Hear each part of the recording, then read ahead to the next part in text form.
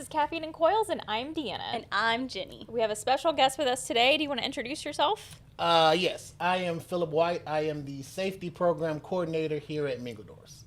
How long have you been with Mingledorf's? Remind us. About 3.5 years. So it'll be 4 in April of next year. Okay. I know it's going by fast. I know, it does. It does. I'm about to celebrate 5 years, so. Yeah, I'm at 5.5. Okay. Yeah. So we all came around around the same time. Post-pandemic. Yeah, there's a lot of us Pre-pandemic or that are like post-pandemic, that. now, is it? All right, so what is our hot topic of the day, Deanna? Our hot topic of the day is safety. All right, well, let's jump right in. When people hear the word safety, they often think about rules, PPE, all that kind of stuff. What does a true culture of safety actually look like? Well, the best safety culture starts from the top down. A lot of times when you just have the safety manager or coordinator or just the actual managers are the ones that's doing it, it doesn't really hit home. You need to be able to say, we have a culture here from the very tippy tops of leadership all the way down to the bottom. And that's one of the great things that we do here at Mingledorf's. Like it starts, I think every month, David in Set Point, he puts out, hey, these are some things that we do for safety, we're going to do for the month. And it trickles down to the general managers, to the operations managers, to the distribution managers, all the way down to warehouse associates. And so when you build that top-down culture and everyone has to buy in and then leadership invest in it like we have here, I think that's always the best culture to have when it comes to safety. Yeah, I know Allie, who's our head of legal, she definitely keeps us all accountable and Yes. all safe. I have a joke with Allie. I always go by her office and I'm like, I didn't do anything this month. And she's just like, yeah, I'm watching you. So Allie definitely, she is on top. Her and Anna, those two are the ones who are like, hey, Yeah. I need to make sure we're good. So Yeah. What do you think are the biggest safety risks that employees and contractors tend to overlook because they're so common? I think that it's anything that we do routinely. I think those are Yeah, the that's ones that kind of, because we do it every single day, right? I jump on this forklift 50 times a day. I walk up this same ladder 50 times a day. So eventually, the more that you do it, the less that you are aware of, right? So, like, ironically, the things I worry about least is new things that we do. If we have a new job site, or let's just say if we have a new equipment that comes in that's packaged differently. It used to be wrapped up in 2s, now it's wrapped up in 4s. You are a little bit more cautious because you say this is new. So let me make sure that, my forks are wide or make sure everything is good. Or if I'm a technician out and it's a new site that I'm in, I'm more so checking the terrain, making sure I know where I'm going, versus if it's the same, area that I've been in, I may not be as diligent with kind of being aware of my surroundings. So I think just routine stuff every day is the ones that I worry about most. So I think just kind of making sure that whether it's a new task or a task that you do 1,000 times, just kind of keep that same focus. Yeah, that can be challenging too, because once you get in that muscle memory of something, and then it only takes that one time to just slip, and then it's like, oh, I didn't think that was going to happen. It's never happened before. Yeah, my husband's biggest safety nightmare at home because I cut towards myself. Oh, God. I'll be drilling a hole in something and using my stomach to, hold on to it. Oh Yeah. my gosh.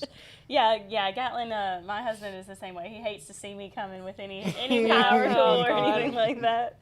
So is there any examples that you have here at Mingledorf's where we've had a close call or a near miss that changed how we approach safety or maybe changed a policy? I don't think it was like a specific one thing, but I do think the best practices for safety is you look for trends. And so you look for what are we having an uptick on. And so one of the biggest initiatives that we have done this year, and it's kind of continue going, is we've gotten backup cameras for our vehicles, and then we're getting dash cameras installed. And the reason why we did that was because we just looked at our incident data. We started to notice, why are we hitting a lot of inanimate objects? We're hitting a lot of parked cars and fences. And I'm like, what is the deal? Why are we doing this? And then you look at it and you say, the trucks that we have don't have backup cameras. Now, you're still supposed to use your mirrors. You're still supposed to get out and look at your surroundings. But once again, that's where that complacency comes in at. I've gone to this site 1,000 times, and then I'm just going to, just do what I normally do.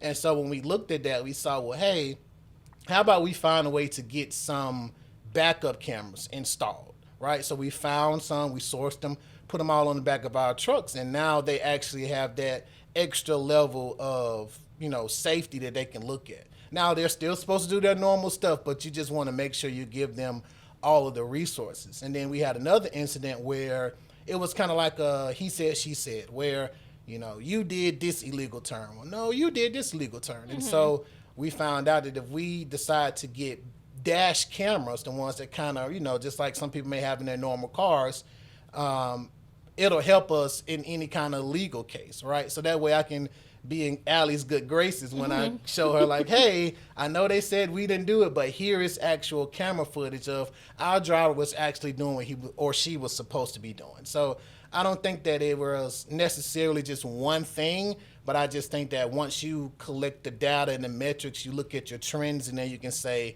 okay, let's do an initiative for X, Y, and Z.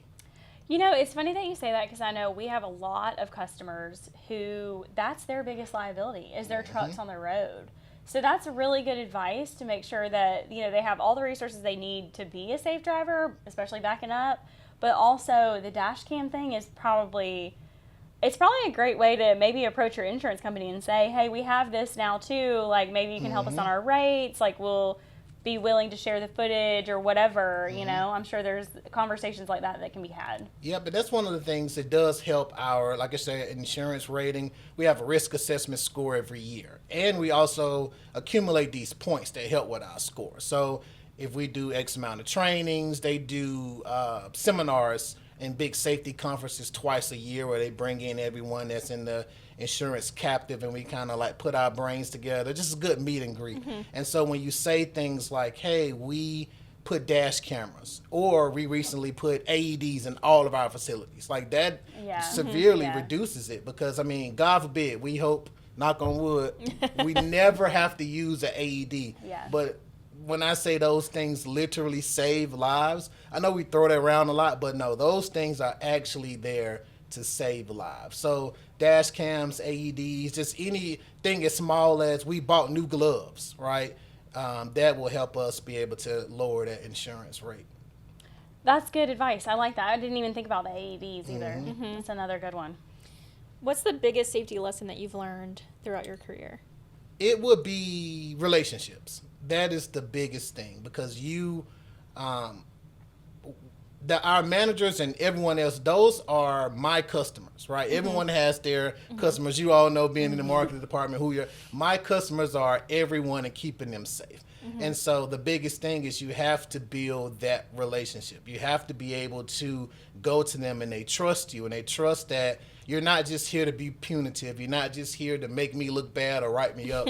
I'm here to fix it. I'm here to help. And so if you can kind of, frame it as a way of we're in this together, which we are. And it's all about learning. I don't think that any of our managers or anyone intentionally wants to be unsafe. I think no one wants to get hurt. No one wants to be in an accident when they're driving. But I do think that when you build that relationship to where they feel like I can come to field and I can just say, hey, this is what's going on. I don't have to worry about any kind of real backlash on the back end. Now, if you do something negligent, there are consequences. We do know that. But if you approach it from a relationship and a helpfulness, I think that kind of helps bridge the gap in building that. That kind of answers my next question about how you get Mingledorff's employees to take it seriously and not feel like they're constantly being lectured. Yeah, and that's why they call it like the carrot and the stick, right? Sometimes you do need to have the stick, because if you're reckless and you're negligent and if we tell you you need to do this right here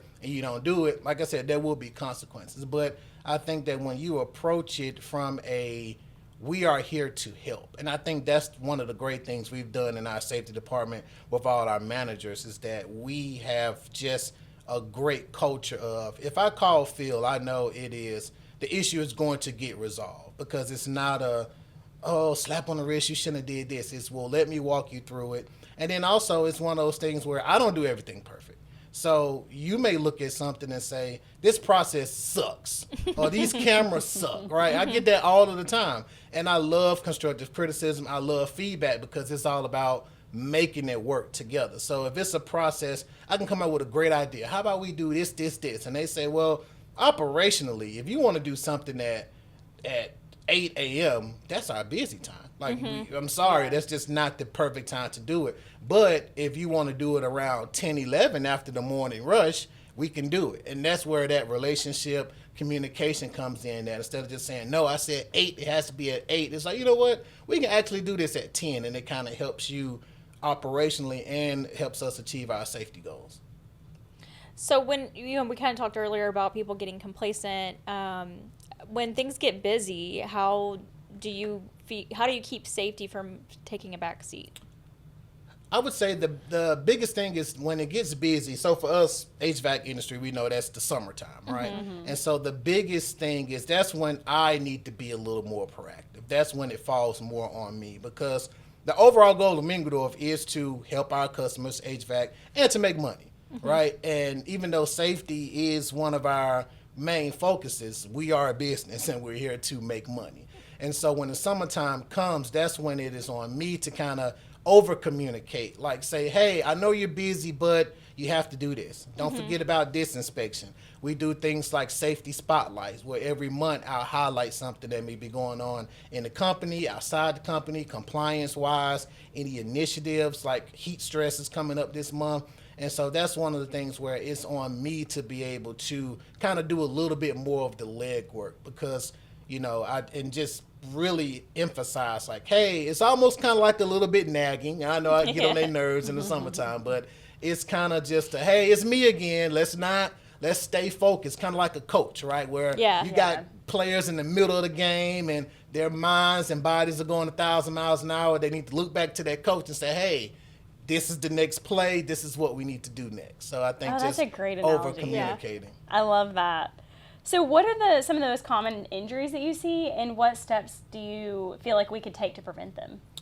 Some of the most ones are like musculoskeletal, soft tissue injuries like sprained knees, cuts and scrapes, just because if we are, unwrapping things, we use box cutters, cutting, banding materials. Of course, motor vehicle incidents are some of the biggest ones. And I think the biggest thing that we can do is you can never prevent injuries. A lot of people think that we can eliminate injuries, right? That is not the thing. Well, you can prevent them, but you won't eliminate them, right? We'll never go a year without having 0 injuries. If you have 0 injuries, that means somebody's hiding something, because that's just the law of numbers and probabilities. If you have X amount of trucks, X amount of employees doing all the different tasks, someone is going to have an incident and someone's going to get injured. And so I think the biggest thing is just the focus part and just always locking in before you start these things, and then you just also want to be able to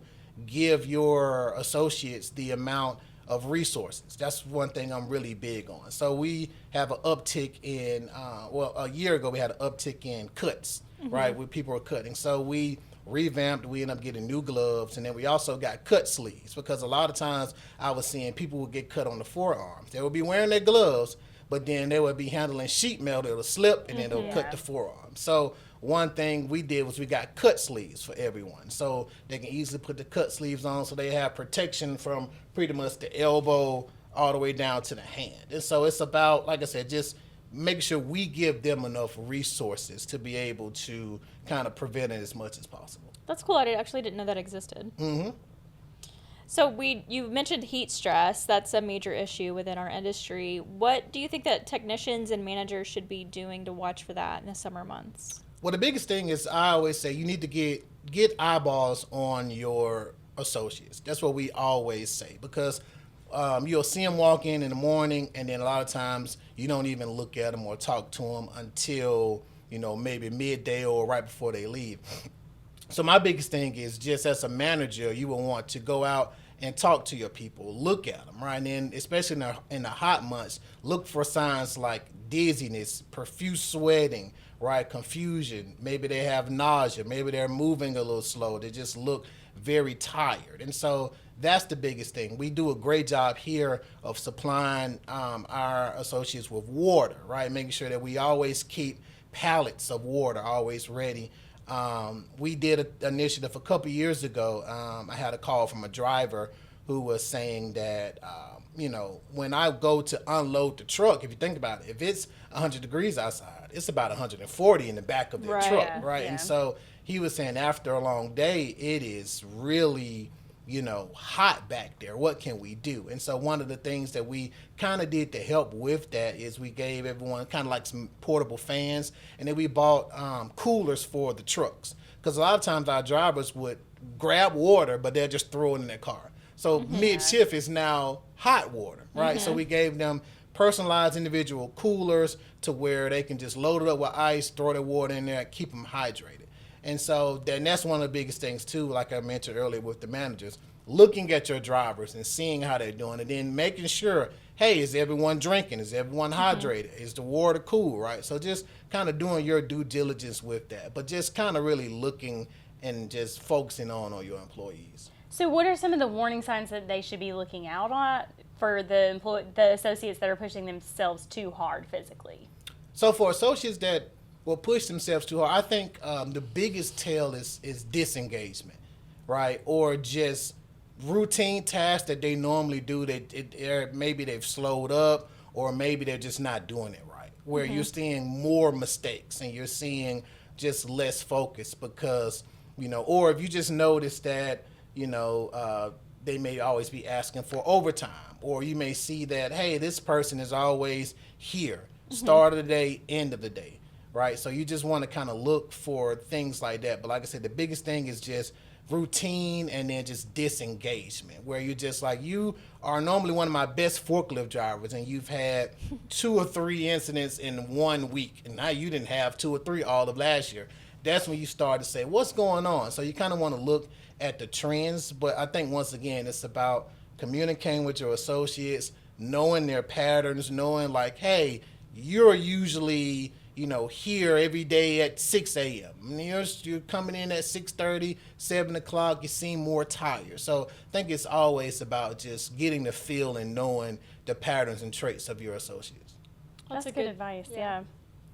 So for green technicians that are just entering the trade, what safety habits do you think they should focus on building from the beginning? I think the biggest thing would just be consistency and starting off with safety. A lot of times safety can be an afterthought, but if you're just starting out and you say, I'm going to make sure that I'm safe, I'm going to make sure that my customer's safe, if I have anyone up under me, making sure that, those associates are safe. If you start off initially with safety, then it becomes part of your culture, it becomes part of your pattern, because it's hard to tell a person who's been in it 15, 20 years and now you need to wear gloves, or now you need to, be more aware when you're climbing a person's attic or something like that. But if you're new and you're just breaking in and you say, these are the things I want to make sure that I'm wearing my proper PPE, I'm making sure I'm surveilling where I step and making sure I'm kind of, compliant and all those things, I think it then becomes second nature for you. That's a good tip. So how can we as a distributor help our customers keep their job sites safer? I think it is really just the communication, and I love the way we do it here. We have Gary. Gary does a good Gary. job We of love Gary, Gary. right? He does a good job of just reaching out and actually being a resource, not just of course, once you're a resource, those eventual customers or those eventual contracts will be customers, right? So there is an end game to it, but it is building and helping them just become a better business. I love hearing him talk because he always says, hey, it is a lot that goes into it. We can actually help you with, you all know, marketing. We can help you with financials, business, because the bigger you are, the more you'll buy from us, right? And so I think that's the same way. I have people who will reach out to me from different contractors. I had someone the other day from one of our insurance adjusters called me about a week or so ago and said, hey, we are thinking about doing this with our first aid kits. Where do you put them? Different things like that. So if we, from a safety perspective, can add that to our already mission and goal of helping everyone, to where they could just say, oh, you're having a safety issue, a compliance issue, a DOT, legal, Fed, state, local regulation, like, call Phil. Yeah. And he'll be more than willing to get you the answer. If he can't get you the answer, he can find out who does have it. So if we can just add that safety layer to our already helpfulness when it comes to the business part, I think that's probably the best way to go about it. Yeah, I agree. So what's one shortcut that you've seen people take that almost never saves time but usually creates more risk? Definitely skipping any kind of inspections, right? And that's the biggest thing, because what happens is those inspections are there to help you catch something, right? Mm-hmm. So if I'm on the forklift and I notice that one of the wheels is flat, right? Or if one of the lifts isn't, engaging properly. If I caught that at the beginning, I wouldn't jump on it, right? Or if it's, God forbid, if like the brakes don't work, right? So if I do my pre-check inspection on my forklift and I see, okay, these brakes aren't working, let's tag it out and let me go get another one. Or let my manager know this isn't working. But if I'm just jumping on the forklift and going, and then next thing you know, I'm heading to the loading dock and I can't brake, and now my forklift goes flying off the loading dock, it's like, well, if you had did that pre-inspection check. And I think that's the same thing with our vehicles. It's the same way with, just checking if we're handling any kind of metal material, making sure where my PPE is. Same way if you're out in the field doing contract work at different houses, just making sure that if you do that, and it usually takes 5 minutes, right? And a lot of times the reason why people don't do it is because they don't have any consequences every time, right? Because I haven't done a pre-inspection on my forklift for the last 2 years. But that 2 years in one day, that's the day that something goes wrong, right? So I just think just whatever pre-inspections and things like that you should do, those are the shortcuts that I really see people taking. Yeah, I think that falls into that complacency category where people just get, I use this every day, I don't really need to do an inspection, but absolutely, really when you're using it, you're not paying attention to maybe all of the wheels or the brakes or whatever. So how do you encourage your veteran associates that have been here for a while, how do you encourage them to speak up when they see something that's not safe? I think it's like I mentioned earlier, it's the culture aspect, the carrot and the stick, right? If you have too much of the stick, it's like, I'm not going to tell Phil because I'm going to get rolled up, or I'm going to get in trouble, or, I may even can lose my job or whatever. But you just have to have that level of communication and relationship building to where they know Phil's not out to get me. He's not out to pad his numbers, and, because I do routine audits every single year, right? If you have a perfect score, you have a perfect score. Right, if I don't see anything wrong, I'm not going in and saying, well, I got to give him something. Because I drove 5 hours all the way out here for me to say I don't see anything, right? It's one of those things where they know anytime I've reached out to him, it comes from a place of helpfulness, not a place of course it's in compliance, but that's just not the only thing that's focused. And so we had an incident maybe about a year ago at one of our stores and we really changed our mindset around it. Like, we'll have sometimes our associates may damage something, and we had to come to the point to say all incidents aren't at fault. Sometimes there are accidents. Sometimes the packaging could fail. So just because someone had property damage or someone got an injury or anything like that, that doesn't necessarily mean you did something wrong. And so we did a thing now where we come together and kind of just have a conversation and say, what do you think? Do you think it was negligence? Do you really think it was an accident? And so once we started doing little things like that, they started to realize, we are a team. Like, he really, and the safety department really wants us to just be compliant and safe. And so once you build that relationship and that culture of helpfulness, I think they don't have too big of an issue of kind of letting you know about any incidents, near misses, things like that. That's really good advice, just to make sure that everybody knows that it's not always going to be a disciplinary action when there is a problem. We're here to learn, we're here to figure it out.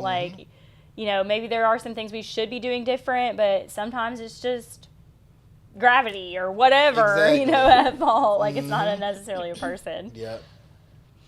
If you could eliminate one safety issue from the HVAC industry tomorrow, what would it be and why? I would say the one thing that that's a great question, because eliminate, that means I wouldn't have to. I would probably eliminate, from a selfish standpoint, I do my personal one, would be motor vehicle accidents. I know it's not going to happen, but if we can just get rid of those things and don't have to worry about it, That's a lot of paperwork, huh? Exactly. I get rid of all the paperwork. That would be great. But I think it's worth noting, too, that we're in Atlanta and Atlanta Metro, and there's probably a ton of accidents that just in and around Atlanta, although our footprint goes further than that. Yeah, especially just Atlanta itself. And then there's always construction work. Oh my There's gosh, always a road closed somewhere. So I would definitely say the motor vehicle incidents. But then I think the biggest thing that I would eliminate, like I said, was just the complacency part. Okay. Just complacency to where we get into a routine and we're just not really focused on safety. So I just think that if everyone just kind of, you don't have to be just captain safety and just, I would love for you to be captain safety, but I understand the, the realization of kind of the industry that we're in. But if we can kind of get away from that routine, complacency type of mentality, I think it will go a long way. Yeah, for sure. All right, for every HVAC contractor listening right now, what is one safety improvement recommendation you would make for them? I would say starting off every day with a safety brief, right? I'm pretty sure they have, their meetings about what they're going to do for the day and different jobs and different things like that. But I do think starting off every single day with the safety message, whether if it's something routine, like, in a warehouse, most of the days are the same. You kind of do the same thing. So if you say, hey, let's be focused, let's stay safe, right? I think that helps. But then there are going to be changes. It could be a day where they say, well, hey, we got our busiest day today. We have a crazy amount of orders. So put it on your mindset. Let's make sure that we're safe, right? Or for all of our drivers, just know it's a heavy traffic day. There's an accident here, there's an accident there. Just kind of be aware, because when you bring those things to light, it makes me think about it, right? If we didn't have a driver huddle in the morning and I'm expecting the same normal light, traffic, and then I hit traffic, it could throw me off. Or if I say, hey, it's supposed to be heavy rain today. I'm one of those people who I will walk outside with my clothes on. It's pouring down rain. I'm like, Jesus Christ! I never check the weather. I am terrible at that. Especially when I check it every day. I am one of those where, especially when the temperature drops, it's plenty of times where that in between fall season, I'll step outside with just a regular short sleeve shirt and it's like 50 or 40 degrees. I'm like, it was just 80. You know how random Atlanta and Georgia weather can be. True. So I am one of those, he doesn't check the weather, clearly. So I think that if you just kind of honed in, just had those safety meetings and kind of let you know what your day-to-day is, I think that's probably will go a long way. That's good advice. All right, I have a bonus surprise question for you that I didn't send to you prior to this, because I just thought about it when you walked in, okay? So we're recording this in June, and a couple months ago we had our first safety rodeo, where we had our drivers and warehouse workers do like a little competition where they were doing a little safety course on their forklifts. When you heard about that idea, did you have a heart attack? That it was when I first heard about it. The first, I had the second heart attack. Allie had the first heart attack. So Allie had the first heart attack. Had the first heart attack, and she was just like, "What is this? Why?"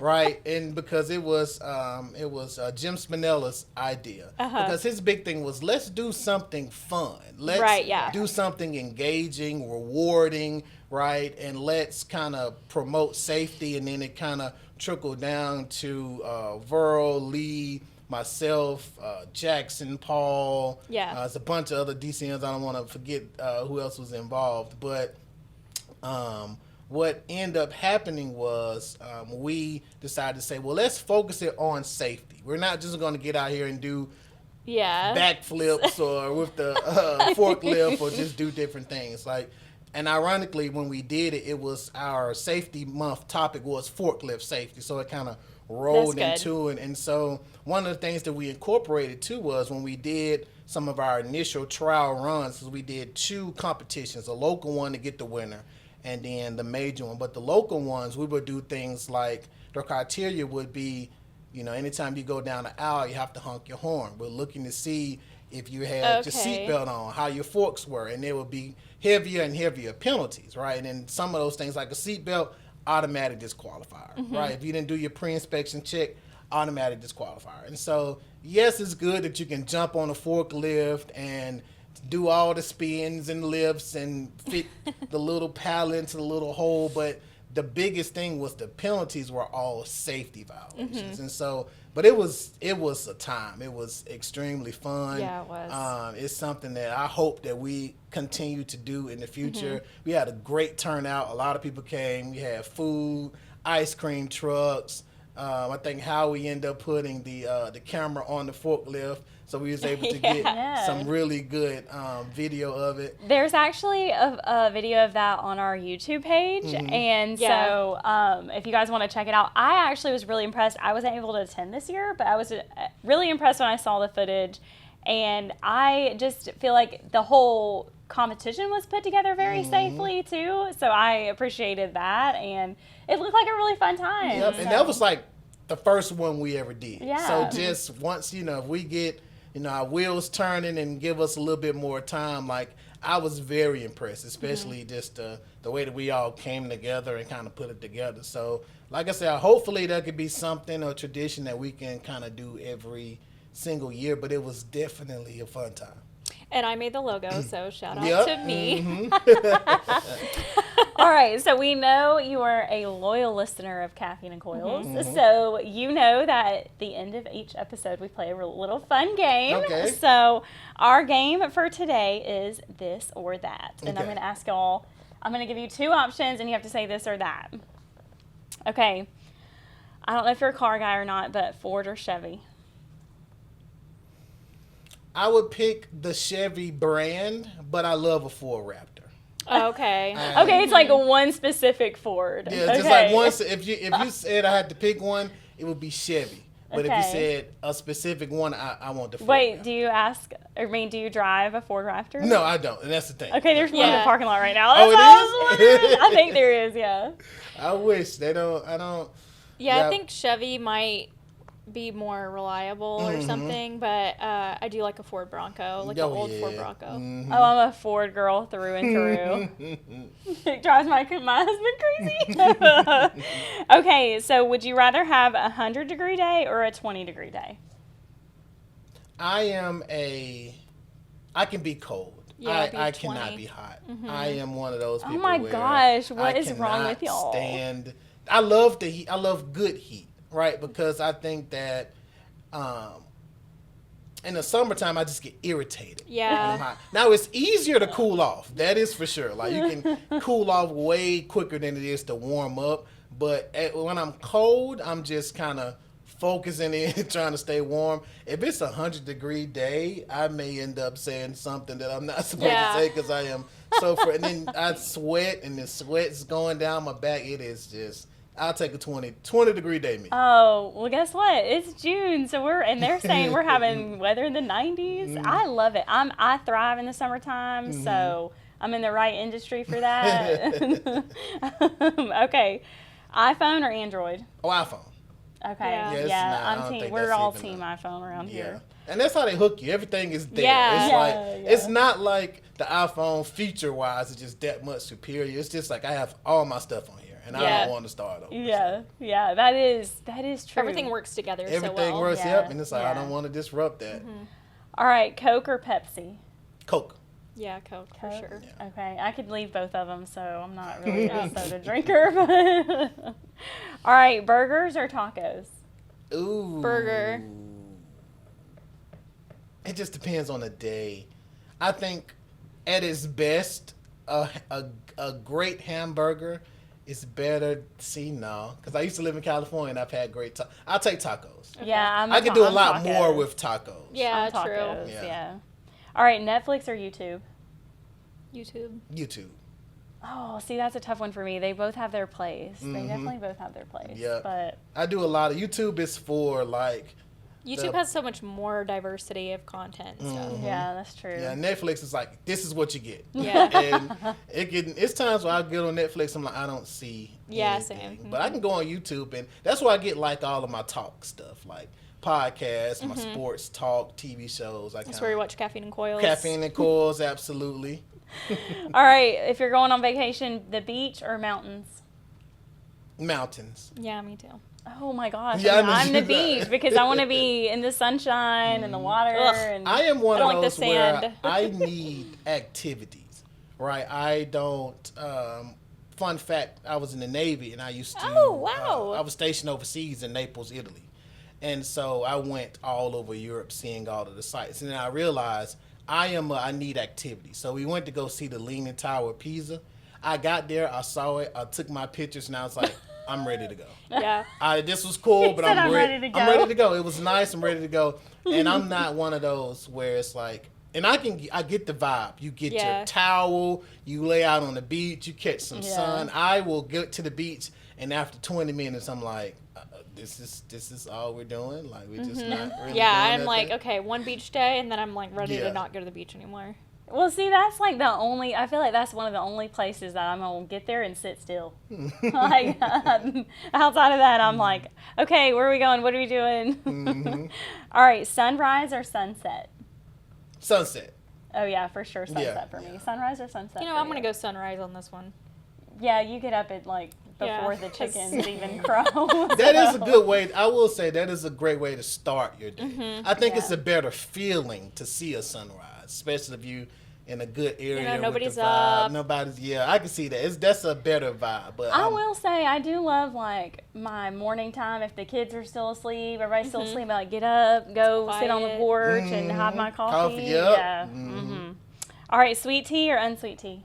I mean, this is not even a question. Who drinks okay, if you want to manage the level of sweetness of the tea, I get it. But does anyone actually just drink unsweet? Straight Oh unsweet tea? gosh, I don't think so. Gatlin does every now and then. What? My husband does, and I'm like, why do you hate yourself That's right okay. now? We do that anytime we'll have like a HR function back there. You know, of course, you order food, and I'm always asking, why is this random jug of unsweet tea? Yeah. And no one ever drinks it. We end up throwing it out every single Yeah. time. I'm like, why Why do we even order keep this? Yeah. wasting these $5-6 on this unsweet tea? Sometimes I do like to dilute my sweet tea with a little bit of unsweet, just because sometimes it's way too sweet. But yeah, most of the time, if I'm getting drinks or something for like a get together, I'm gonna get 3 gallons of sweet tea and maybe 1 gallon of unsweet.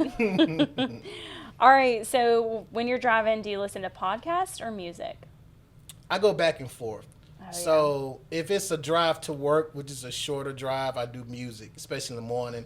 Got to get my vibes going, get my Yeah. good R&B going, so I'm ready to go. But if it is a long, like if I'm going to one of our locations, it's definitely a podcast. Yeah. Because I'm like, I can kill 2 hours. Like Yeah. the podcast Yeah. is good for killing 2-3 hours. Now, they've gotten to the point now where a lot of times, like we was talking about YouTube, they clip a lot of things. And so it's like 15 minutes, 20 minutes. Yeah. And it becomes Yeah. harder to find the full thing. But if I need to eat up some time, it's definitely podcast.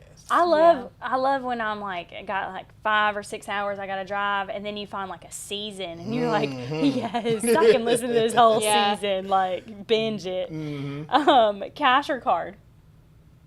Card, but I always like to keep cash because you just never know. My dad That's always true. told me I always keep cash. I'm so bad, y'all. I mean, we got some cash in the drawer at home, but I don't ever have cash on me. Like, And then I like cash too because I got one of those little coin things that you can collect like a little piggy bank. And so Yeah. I always like the leftover change. Yeah. And I can always put it in there. But I'm definitely card. Apple Pay me. Like, Yeah. if you don't have Apple Pay, I'm like, what are we? I get frustrated if I have to actually pull out my card now. Yeah, I'm like, I yeah. would like to just tap my phone. I know, and I hate when I'm online shopping and I gotta get up and go get my wallet. Like, y'all need some PayPal or Apple Pay or something. I'm lazy. If you want this business, make it Apple easier Pay for makes me. it so easy, especially like if you're just on your phone shopping. Yeah. You just hit it, it already has your address store, Yeah, phone number. It's yeah. like perfect. But if I have to type everything in, it's like, I don't even want it anymore. Just keep it. Exactly. Yeah, I don't need it for all that work. All right, last one. Cats or dogs? Oh, dogs. Cats. Dogs for me. Definitely. But I have come around. I was a staunch opponent to cats until I met a couple cool cats. I'm like, they are little adults. Yeah. They just do whatever. Like my dog, love my dog, Bradley. Shout out to Bradley. He's a miniature He's a schnauzer. listener. All of my HR coworkers, they always say I don't never have my dog. But that's because my parents, they love him so much they want him to have him. But Yeah. he is my dog. And he can be needy. He can just be like, hey, give me attention, love me, see me, play with me. But, you know, the couple cats I ran across, they're kind of like, you know, Yeah. I'm just over here hanging out. Yeah. Yeah. My cats will come see me a couple times a day, and that's it. You know, we just kind of exist together. Oh, see, my dog's like, well, I've got one who's a Chihuahua, and he's like, you know, he loves a good long sleep under a blanket, so he kind of chills by himself. And then I have another dog. She's a Cairn Terrier, like the same dog that Toto was in Wizard of Oz. Woo, she's a lot. She's definitely a girl dog. She just needs to be like right with you every second of the day, and she's just like, love me, like all the time. We call her Pick Me Girl. She is. All right. Well, that's all we have for you today. Okay. So thank you for coming. Thank you for having me. I was telling you earlier, I'm a celebrity now. So, Yeah, I exactly. finally Yeah. made it. So Everybody, don't hound Philip for his autograph when you see him. just you Yeah, know, just keep it cool. I'll give it to you, but only one. It was limited to That's one right. Yeah. autograph. Yeah. That's all we have for today. Don't forget to rate, review, and subscribe.